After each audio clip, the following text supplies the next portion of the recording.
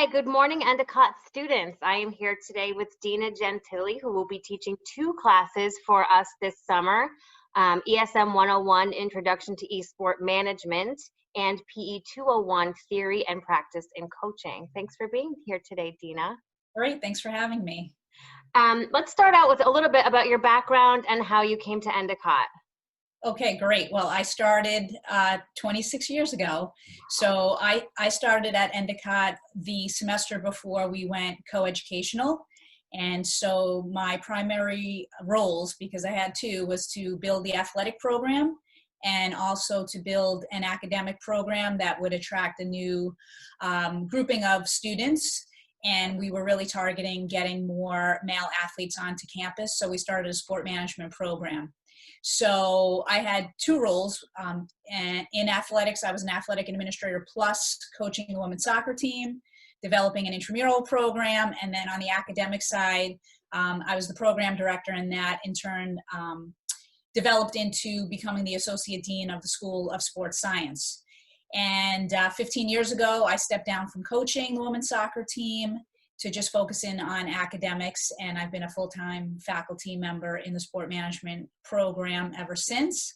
And under the sport management program, we have a coaching certificate program, which is where the PE201 course fits in nicely for students who want to have an extra credential or for students who are looking for an elective. So it's open to all students across our campus.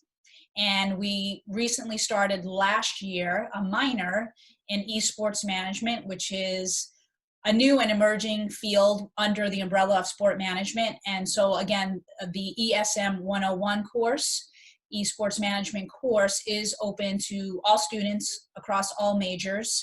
And it is really a field that I have found is embracing all types of students from all different areas, from sport management, communication, public relations, and gaming. So it's really a catch-all minor, which I'm really excited about. I'm going to be honest. I teach the way I coach, and I'm definitely as engaging as possible. Even though we might be on the online platform, I still want to make sure I get to know students as much as possible through the discussion boards. So we definitely will be active in our discussions. I will make myself available, especially in introductory level courses. I think it's so important to help really focusing on the fundamentals of the course, but also there's so much passion in both of these areas, coaching and esport management, that students really do want to talk outside of the classroom. So I'm definitely available to help anyone who's interested in these subset fields. So we do have discussion boards. I also believe in smaller assignments as well, so I can kind of benchmark development across the term. So we will build our smaller kind of milestones or benchmarks into a larger project that would be due at the end of the semester. So for the coaching course, as an example, practice planning is essential. If we are going to be coaches, we have to know how to deliver the concepts to a diverse group of student athletes or youth players. So I want to focus in on making sure students take away how to design practices so that they are engaging and that there's a purpose to every practice. So that takes a little bit of time. So we do spend a great deal of time on what works, the psychology of coaching, motivation. And then for the esport management course, the end of term project is really a business plan.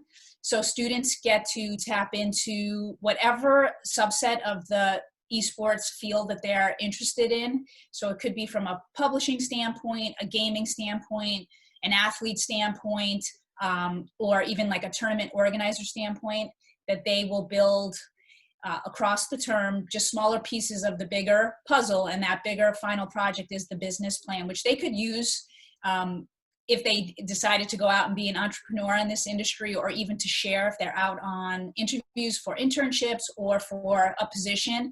I do think that the project really encapsulates all of the elements of the esports management field. So they do get a lot out of it.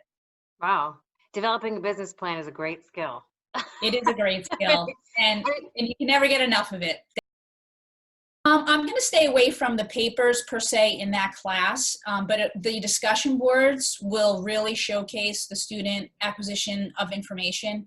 I think a lot of people come into a coaching class because they were athletes, so we have to change their mindset and their perspective, because now we are the instructor as coaches. So that's the starting point, is to really get to what did you like from the coaches that inspired you the most, and what are you going to take away from those coaches to build your own coaching toolbox. So a lot of the work really is about building a coaching toolbox. So when they're out of this class, and if they do continue on with the coaching certificate program, they will complete a practical experience coaching. So I want to make sure when they're with me, they get all the tools necessary that they could continue to build upon as they progress through the program. Or if they leave this class and they're a summer camp counselor or they're an assistant coach somewhere, those tools can be applied in their own coaching experiences. Yeah, the deliverables of the courses are specific to the industries that they're in. They are definitely things that could be talking points for interviews or whatever work experiences they're getting involved with.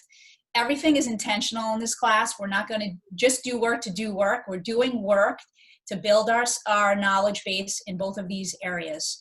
So I think the students at first might look at the class and be like, wow, there's so much that we have to do. But at the end, they're like, thank goodness we had so much to do, because I've learned so much from it. So it's definitely a journey. That's why I love teaching online as well, because it really is about navigating the studentship and being their cheerleader as they go through each of the modules that are created. But I know at the end they're going to be so excited because they have so much information now to take to other courses or just to their future endeavors within these components. That's great. That's nice that you say that about being their cheerleader as they go through, because, for our students, especially the adult learners, they have a lot going on in their own lives. A lot of them have full-time jobs or families, and they need that encouragement to keep going.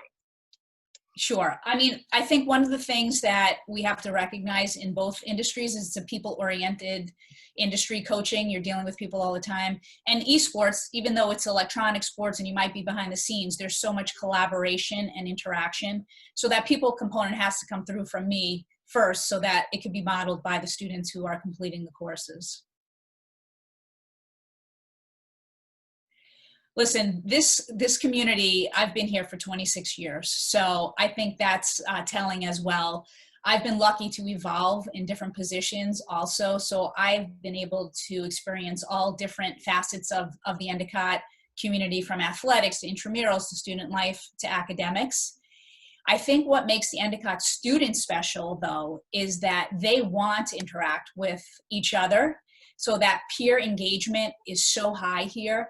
I think there's a celebration of sharing discover the experience, which is a mantra of Endicott. I think the openness to learn from others is something that's a focal point of Endicott. And I do think that the faculty here also create this spirit of engagement in learning, and also that open door policy, even though we are online, rings true. And especially the utilization of Zoom now, I'm kind of looking forward to, instead of saying, hey, email me, I'm looking forward to saying, hey, let's catch up on Zoom. So I think that spirit really showcases the importance of the connection between faculty and student to student as well.